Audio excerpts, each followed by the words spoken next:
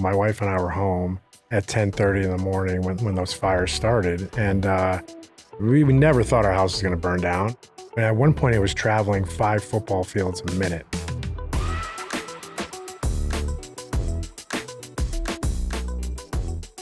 Thank you for tuning in. I'm Peanut Tillman, and this is the NFL Players Second Acts podcast. And with me, as always, my guy Roman Harper. What's up? What's up, man? It's been a great day. You got all the energy this morning. I feel like this is going to be another fantastic podcast sit down just because of our guest. A highly intriguing person that's been very successful in life. And I don't think everybody knows as much as they need to know about this man. Well, that's why we got this podcast, and we finna dive into that. 11 NFL seasons. He's a Yale graduate, worked in finance, owned a Japanese basketball team. Now he's a current CEO of Fathead. Ladies and gentlemen, please welcome to the pod, Chris Hetherington. Yeah. Thank you, guys. Great to be here. Appreciate you having me. Appreciate you. I feel like every time I've seen you in an interview, you always got like a hat on your head. Like that's just like the stoic look. Like it's just, what's up? What's up? Well, that and I'm bald, so we wouldn't know because you got the hat on, but it's a good look for you though. It's a real dope look for you. I like it. Chris, at what point in time do you say, you know what? Because everybody has to make that decision as a bald brother. You know what I mean? Like, when do you let it go?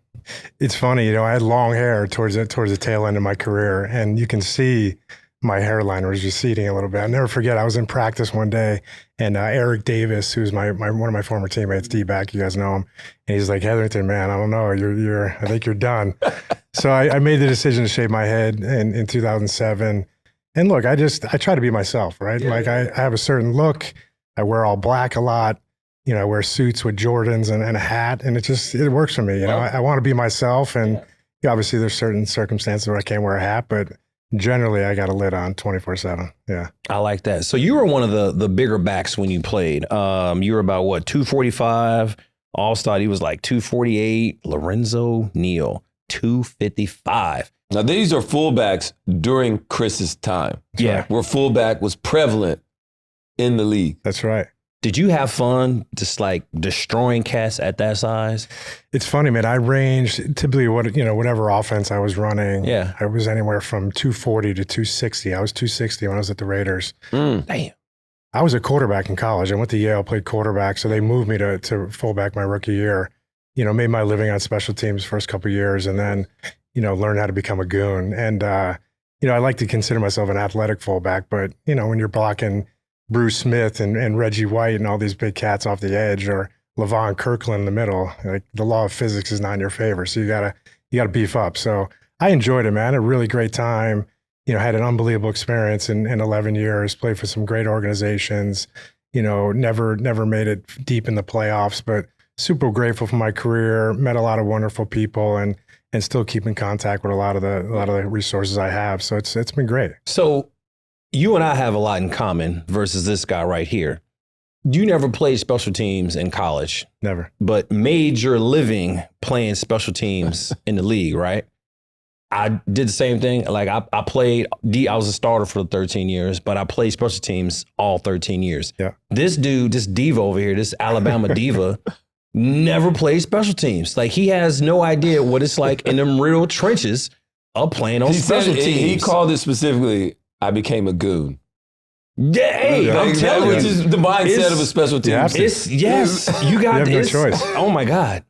It is, it's crazy on them special teams because cats is fighting. I had a starting spot and I was still fighting on special teams. It was straight goons out there.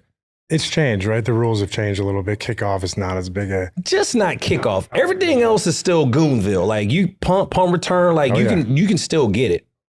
Special field goal block, you can still get it. It goes down in the trenches. I don't think it's a skill you can pick up later in your career.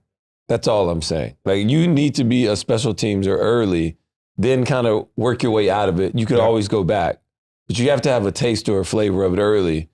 And I never got that. So for me, year 9, 10, they're like, dude, you got to go run on. I'm like, bro, like relax. Like, oh, Roman, go out there and block. I'm like, you're trying to get somebody destroyed because I can't do that. You never did like a hands team? Like I did hands team, but I would line up for hands team, right? And I would be counting who I'd have to block, like 1, 2, 3. And I was always like on the front line. I just remember saying like, Jesus Christ, this is going to why am I on this team? And I remember screaming right as I got ready to kick, and I was just like, let's go. I trying to psych myself up because I was like looking at the numbers like, these are all big dudes in about like the 260s. And I was like 200s. I was like, yeah, this gonna hurt. I'm gonna try to block this dude, but like I can't run. I kind of have to sit here and just take it. Like straight goons on the other side of the ball. Yeah. What was your welcome to the NFL moment? Oh man, my rookie year, I had an interesting first play. So Your very first play? Very first play. I'd originally started in Cincinnati. So I was an undrafted free agent, went to Cincinnati, thought that was the best place to, try to make the team. I tore my hamstring on my second pro day. So I pretty much missed all of the off season. Luckily came back for training camp. They put me on practice squad. Week 8 of my rookie year, Indianapolis starting fullback got hurt. So they picked me up. And so I played for special teams my first game. And my first assignment was the up back on kickoff return.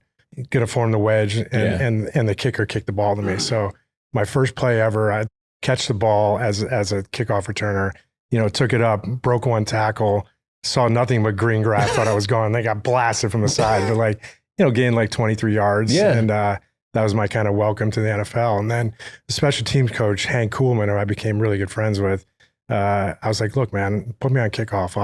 I won't embarrass you. And so put me on kickoff in the opening kickoff of the second half and blew up the wedge and made a tackle. And that was it. I felt as though I had established an identity. The odds were stacked against me. I was an undrafted rookie free agent quarterback at Yale, trying to become a fullback, never blocked anybody in my life. And so I knew that if I wanted to make the team and survive in the league, I would have played wherever they wanted me to play. And so really made a living, like I said, on special teams for my first couple of years, and then went to Carolina where we ran a West Coast offense. So, started at fullback and still play special teams. But yeah, that was my kind of welcome to the party, catching the return and thinking I was gone and blasting from the side. That's actually a pretty good one though. Most of the stories we hear, it's always someone that got hit hard or they had to like stand up on the table and sing a song. It was something that was kind of embarrassing, but you caught a kickoff, got 23 yards. Like that's kind of a good one. We played the only off season I played in. So we played in the playoffs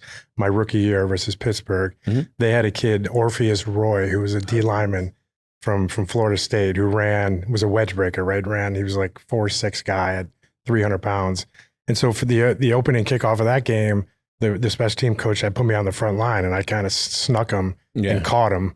And so unfortunately he put me on the wedge, in the next kickoff return, and Orpheus Roy just absolutely decleated me. It was like undoubtedly the hardest hit I've ever had in my life.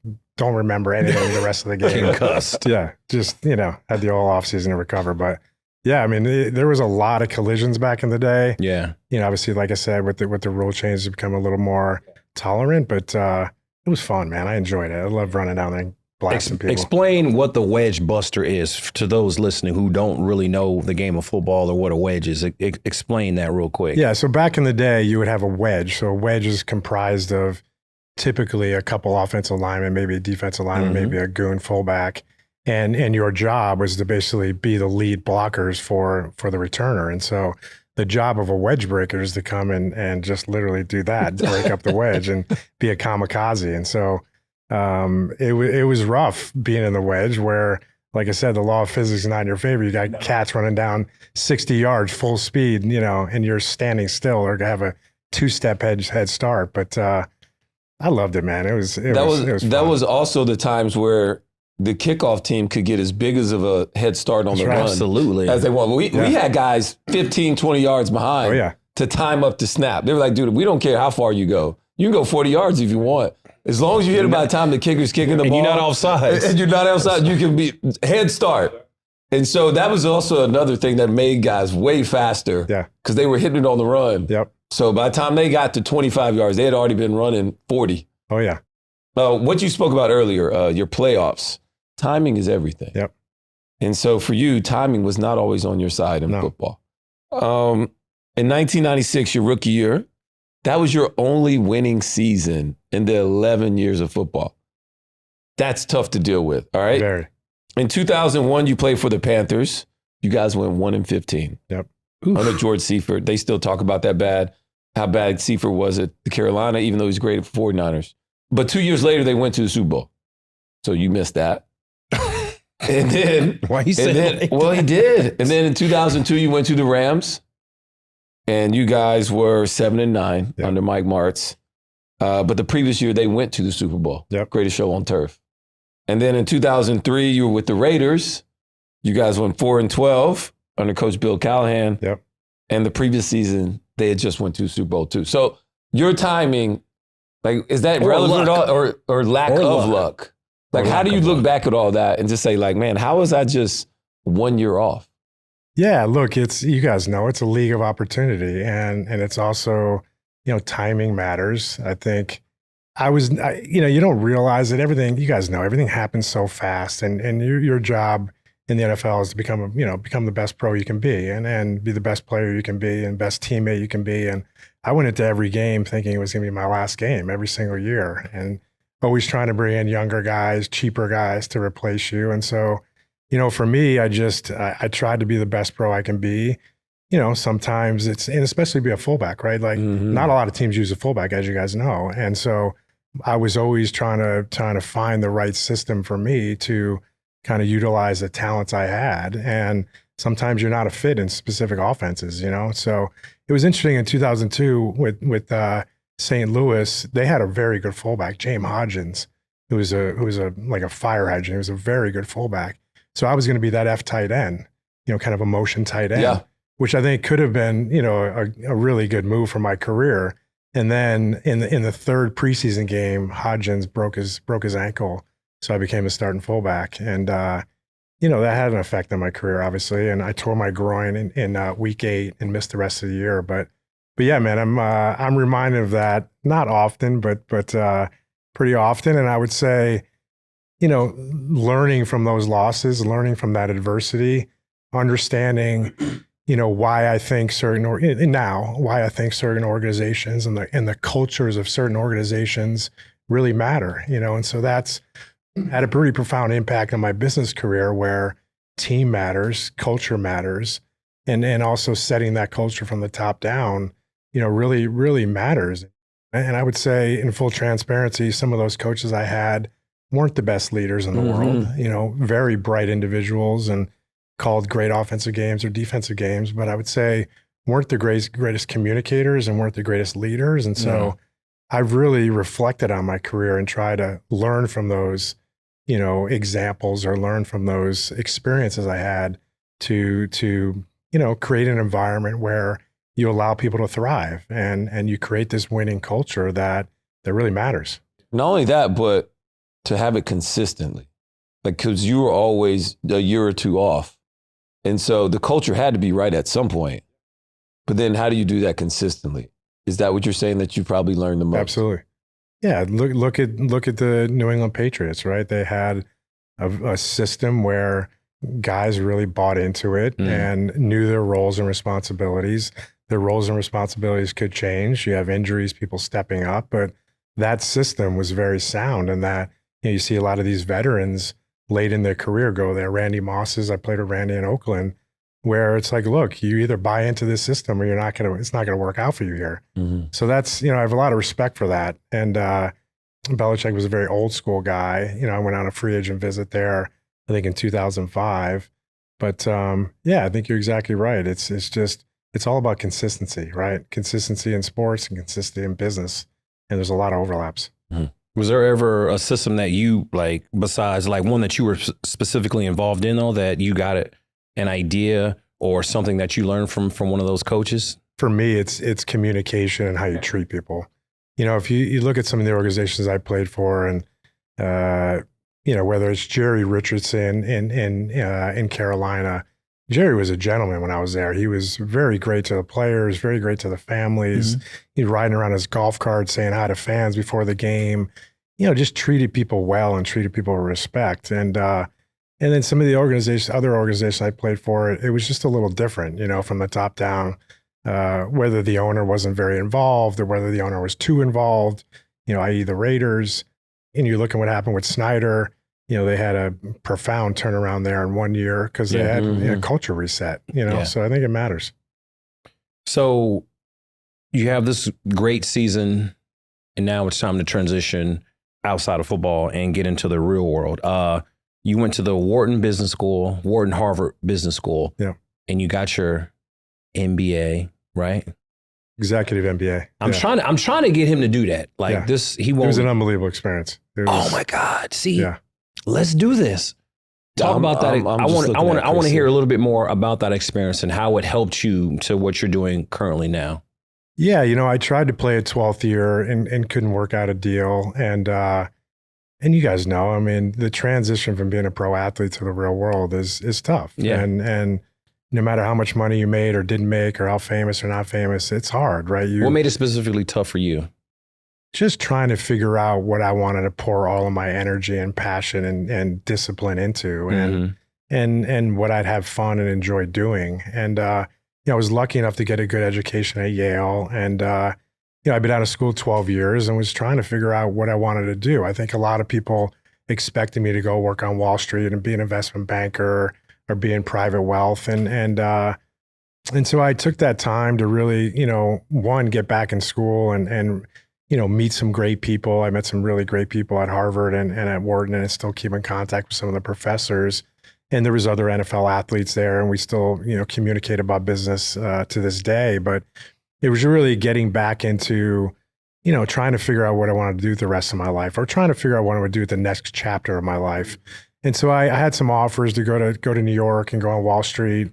I decided to go into this hedge fund called Evolution Capital, and it was started by a former Princeton football player who historically hired a lot of ex-Ivy League athletes that were, work hard, play hard type people, men and women. And I felt as though it was an easier transition for me because I found my next locker room. I found my next team, of a bunch of other like-minded individuals, come from similar backgrounds, and we grinded. But I didn't even know what an option was. Like I was a trader, trading futures and options, and didn't even know what an option was. And so I'm like, all right, well, I'm going to work twice as hard as the next person. I'm going to stay up and study the European markets at night and record every trade that I made and try to learn and just grind, And so I was a trader for a couple of years, and then we inherited a professional basketball team in Tokyo called the Tokyo Apache.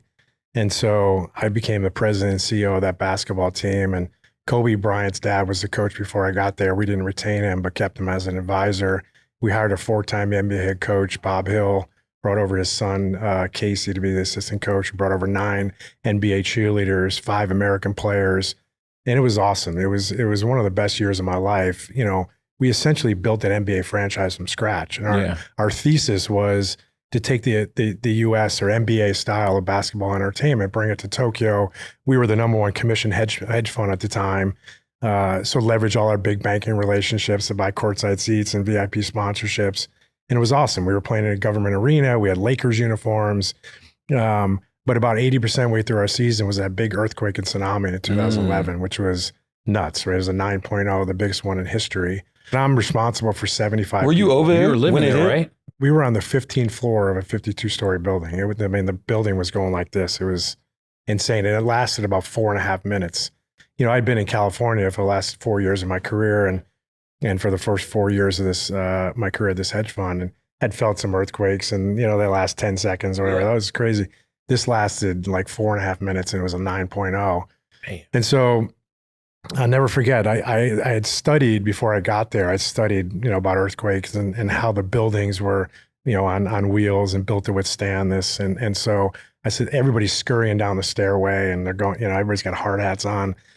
Elevators are shut down. So I said, look, let's stay here for 20 minutes. Let's not get trampled in the stairway, and we'll go out in about 20 minutes. So we did that. We went outside. It was like 2,000 people. This is in Japan. I mean, the people are the most disciplined people you ever meet in your life. They're like in single file lines. We're in New York or LA. They'd be looting, going crazy. And so we were out there for about 2 hours. There were several thousand people out there, and we got clear to go back in about 2 hours later. And then it was another 7.0 about 30 minutes later. So I sent everybody home. We flew everybody out from the U.S. That were from the U.S. back to the U.S. And I flew out about 2 days later. But it was a crazy, crazy experience to have to go through that. And then came back, launched a co-invest fund underneath the hedge fund umbrella, we worked through that strategy about 5 years, and then got more involved in the private equity venture capital side of our business. So I had a couple CEO roles of companies we invested in, and then was fortunate to be in the right place at the right time to have an opportunity to put a group together by Fathead at the end of 2023, and it's been fun, man. It's been great to be back in sports again and leverage these relationships I built over the last 25 years. And you have licenses with all the major sports leagues and players associations. We have licenses with some of the most epic IP and entertainment. So, my career has kind of been all over the place, but I would say, the things I've learned, obviously in my time at the NFL, the things I've learned from succeeding in business and failing in business have been really helpful, with this opportunity with Fathead. So when you're leveraging all these deals or these relationships, and you're with your friends, and like Rome and I were having this conversation, hey man, I think we should go get Fathead. You should be. Are they like saying like, I think you should be CEO, or is it like how does that work? Because you sound like you've been the CEO of you've been a CEO of a lot of stuff, in a short period of time. So it's experience, right? It's having the reps. We have a really great team, right? Jen Beaver, who you guys know, is our Chief Partnership and Licensing Office. She's the best. She's done an amazing job with these partnerships. She's an amazing relationship person. She works her butt off. Jason Turner is our COO. He's been, building and growing businesses for the last 25 years. We have Evan Green on marketing side. We got designers that have been there. Denny's been there 17 years. Nick's been there 12 years. So it's just, when you're starting a company as opposed to buying a company, it's trying to put together the best team possible, and then trying to get people that have, functional experience and expertise and reps in these certain kind of areas of the business, whether it's, sales, whether it's marketing, operations, you name it, right? And then, somebody has to be the leader. But the way I like to do things is like it's lead by committee, right? We're a great team. We're communicating. We're making decisions collaboratively. We're making data-driven decisions every day. And so, team culture is very important. And I would say, with these communication tools these days of Slack and all this stuff, it becomes a lot easier. A lot of teams are remote these days. But to answer your question directly, it's understanding what the best team possible we can put together. What each individual skill sets are, and then there's different philosophies, right? It's for me, it's hiring really great people that can wear multiple hats and can be utility players. And if you hire great people that are hard workers and are smart and have growth mindsets, you'll find a place for them in the organization. Tell me this. When I'm a player, I know my individual goals, and I know ultimately my individual goals will have to fit within the team goals. Yep. When you are a CEO of the company, what is your goal? Yeah, I think, you have goals individually and you have goals collectively. I think, we wake up every day and try to hit our KPIs every day. And KPIs. Break that down.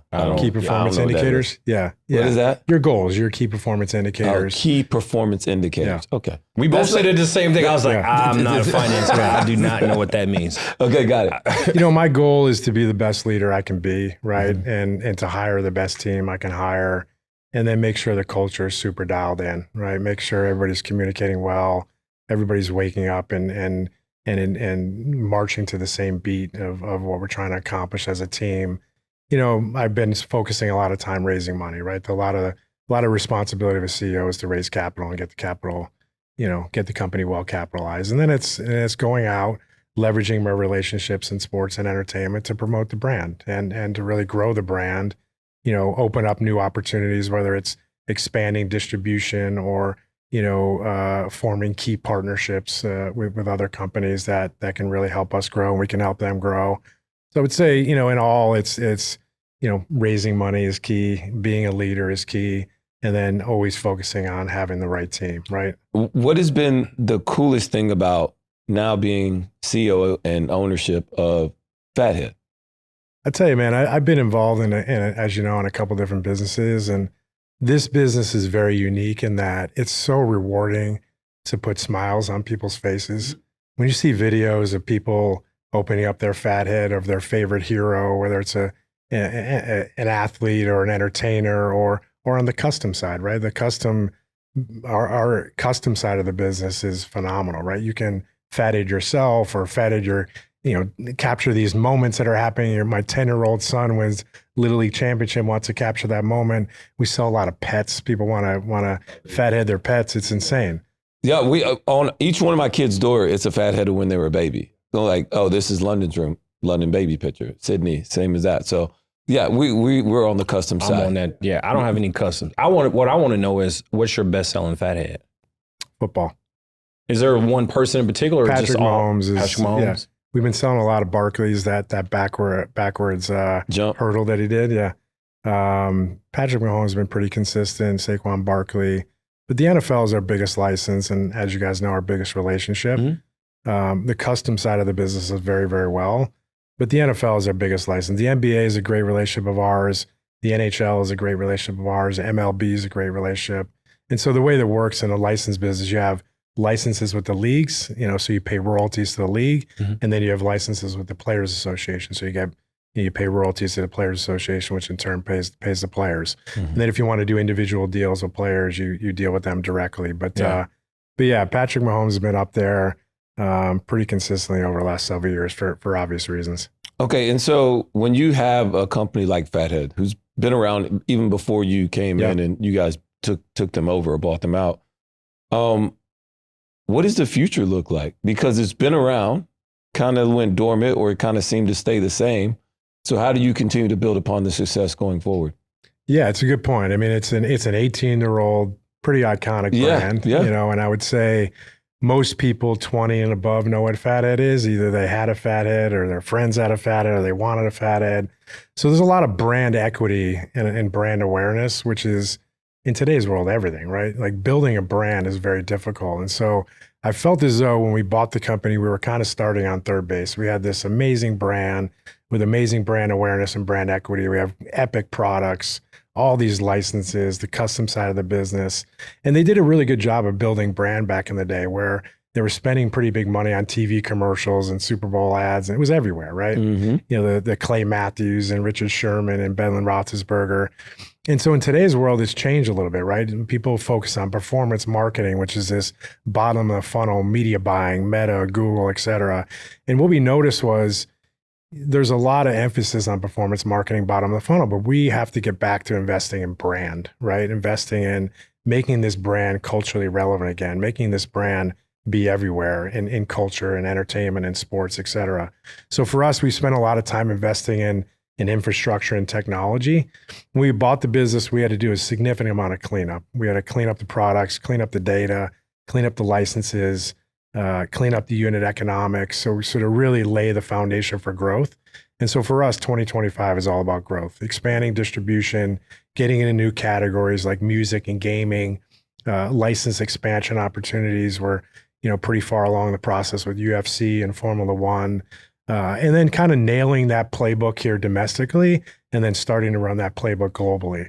Fathead has been a very North American business historically, US and a little bit of Canada. So Premier League soccer, as you guys know. I would just say soccer. And they don't even know, and it's easy. What you guys do travels anywhere. Anywhere. You hear about TAM, total addressable market. Our total addressable market is almost overwhelming, right? Yeah. So our kind of mantra around Fathead is either hell yes or not yet, right? There's a lot of low-hanging fruit to this business, a lot of opportunities for us, but you got to stay focused. You got to stay focused on executing your game plan and hitting your KPIs. But now, to your point, Roman, it's all about growth. It's all about intentional growth and making really good data-driven decisions. We've invested in technology.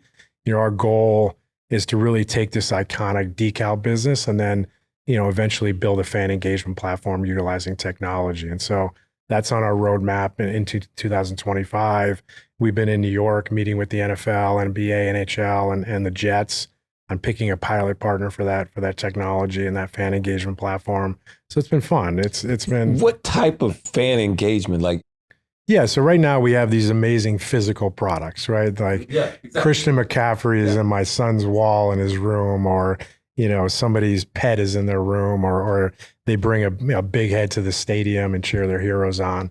Now what we're doing is kind of combining the physical with the digital, right? So now these decals can come to life and trigger content and trigger action. So picture me scanning, your fathead on my wall with our technology, with AR and AI. We can get in the metaverse, we can get in blockchain eventually, but that decal triggers content. And so whether that's Patrick Mahomes, to trigger an AR menu and you can see his highlights, his stats, links to the team store, to buy merchandise or his jersey. There could be subscription business to that. It could be microtransactions. There could be sponsorships and advertising. But essentially, it's having a more kind of robust engagement with your fans. This is like some Ready Player One type stuff. Yes, yeah. I like that. That's where we're going with it. Yeah, for sure. That's why I was like, that's the fan engagement, because now it's not just the on the wall anymore, which is what traditionally what we see Fathead is. And now you're saying, no, we're going next level. Not only is it on the wall, but now I can get you naturally pulled in. Now I get you to the website. I can draw you to where I want to try, and I can point you in the direction I want to lead you to. Yes. It's just having a better relationship with your customers and your customers having a more engaged relationship with their heroes or their, the athletes, et cetera. And so, yeah, for us, it's been a lot of fun. We're kind of breadcrumbing that technology out to the market because, there's a lot of opportunity with the core decal business. Yeah. But, traditionally this business has been a very seasonal business. Q4 has really been about 60% of the revenue. That's NFL and holidays. Is a gifting business, right? So we want to turn this from an average order value business to a lifetime value business. We want people, when somebody's mom orders, their son a Christian McCaffrey decal, they probably didn't know we had a Disney decal for her daughter, right? So it's all about, brand awareness. It's all about education and being top of mind. Not only when somebody has a birthday party, but in any event, in any moment in time, in any moment in culture. So yeah, for us, it's been exciting. I think the technology really adds an interesting layer to Fathead. And there's so many opportunities with the relationships we have now and further relationships as well. Oh, there we go. Nice. Thank you. See this one. I love that I got my earrings. I look my beard is so gray, and I might be more gray than you, but so that's what your hair looks like. Okay, that's what it looks like because you got the hat on. Yeah. I like that.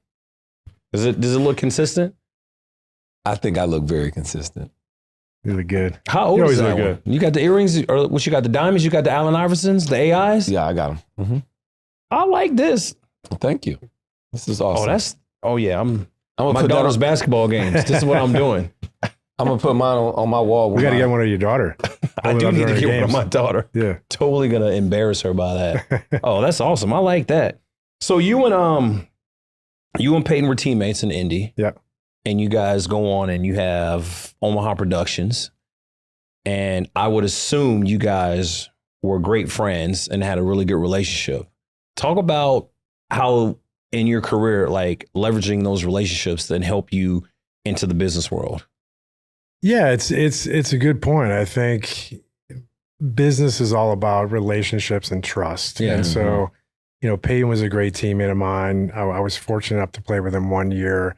That was his rookie year where we had a little bit of a challenging year, but he was one of those guys you just knew he was going to be great. And from his work ethic to his football IQ, just the way he carried himself. And so he's done an unbelievable job of leveraging those skills and that personality and that, his dynamic personality to be really successful in business. And so we've been fortunate enough to work with Omaha Productions.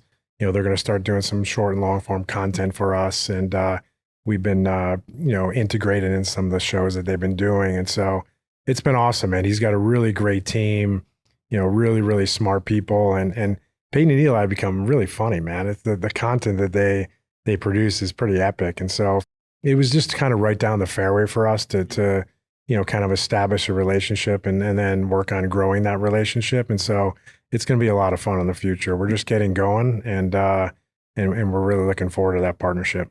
You guys with the Omaha Productions, you guys were involved in the Pro Bowl recently as well. I think the Pro Bowl was a big time success this year, especially according to my kids, because they couldn't change the channel. Yeah, I think, anytime we can get the brand out there with a great group like them at a great event like the Pro Bowl, we'd love to be involved in NFL Flag. We'd love to do some bigger stuff at the Super Bowl. There's so many tentpole events that Fathead can be a part of, whether it's NBA Finals or March Madness or Little League World Series. We're going to start really integrating into youth sports in a big way and work with some of the best organizations in youth sports to kind of capture that younger demographic and bring this brand back to top of mind. But yeah, like I said, there's so many tentpoles we can be involved in, and there's no better team to do it with than Omaha Productions. So, our job was pretty simple in this initiative, which is to supply product and let them do their thing. But there's so many fun things we can do, with those guys going forward at like I said, all these great events in sports and culture. What was the one thing that's been consistent that you say, no matter what it has been, this is always tried and true? From playing football at Yale to being in the NFL for 11 years, taking over a Japanese basketball team, now being CEO of Fathead. What is the one element that has allowed Chris to be so successful in all these different realms, but it's been tried and true, that you would say through it all, this is where I'm at? Grit and discipline, by far. For me, I've always been a very disciplined guy. To this day, I still, wake up at 4:30. I'm in the cold plunge. I'm in the sauna. I meditate every day.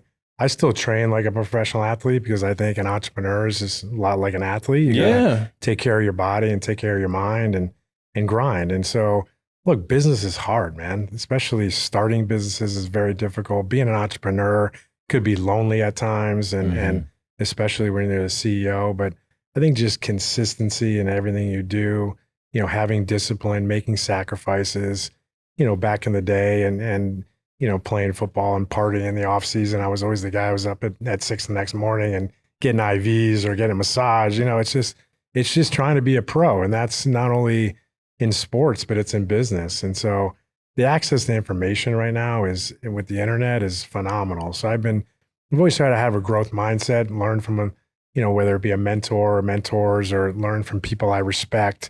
Gary Vee's been a great resource of mine and helping us out of Fathead.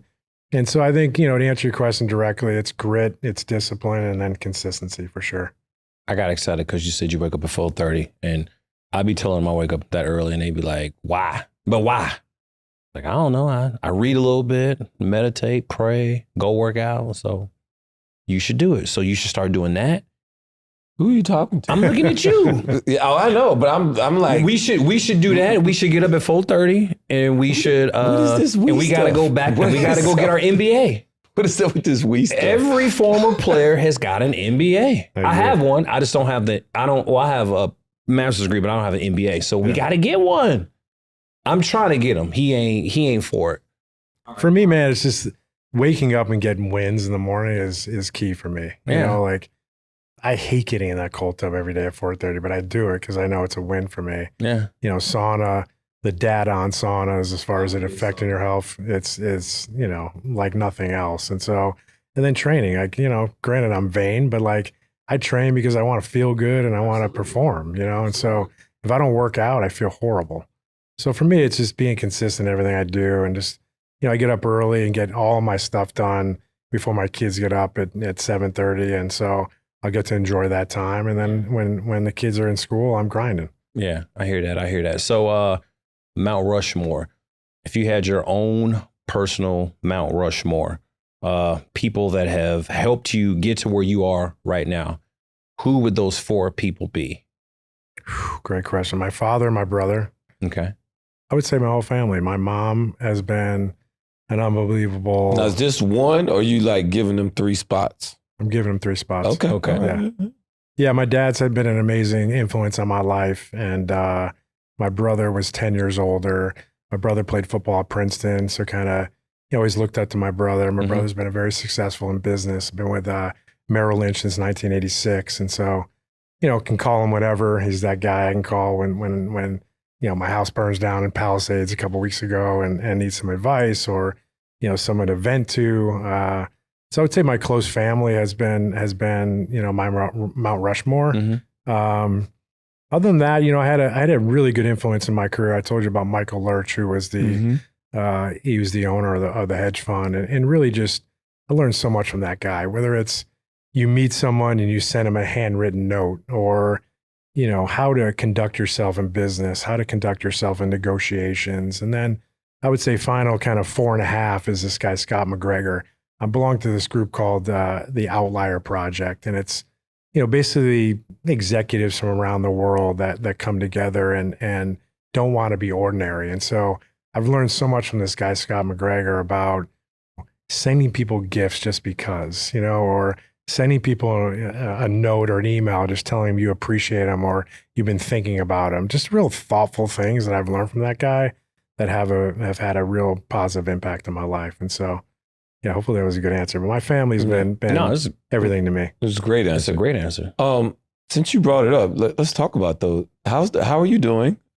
You're the first person I met personally that had to deal with the fires out there in the Palisades. And how's the recovery process and what's next? Yeah, it's been a really challenging 3 weeks, to say the least. We were home. My wife and I were home at 10:30 in the morning when those fires started, and we never thought our house was going to burn down. I mean, at one point it was traveling 5 football fields a minute. It was, the winds were 80 miles an hour. Yeah. So we scrambled to go get our kids at school. Our kids, luckily the school was only 2 blocks away. So we ran up there, grabbed our kids, sent them to the nanny's place, and we're like, all right, what are we going to do here? And so we knew we had to evacuate. We didn't have a lot of time. Traffic was starting to, get crazy. And so literally the only things I grabbed are my son's baseball stuff and like all these rings he's won with like travel baseball. That was it. I didn't have a change of underwear. I didn't have a change of clothes.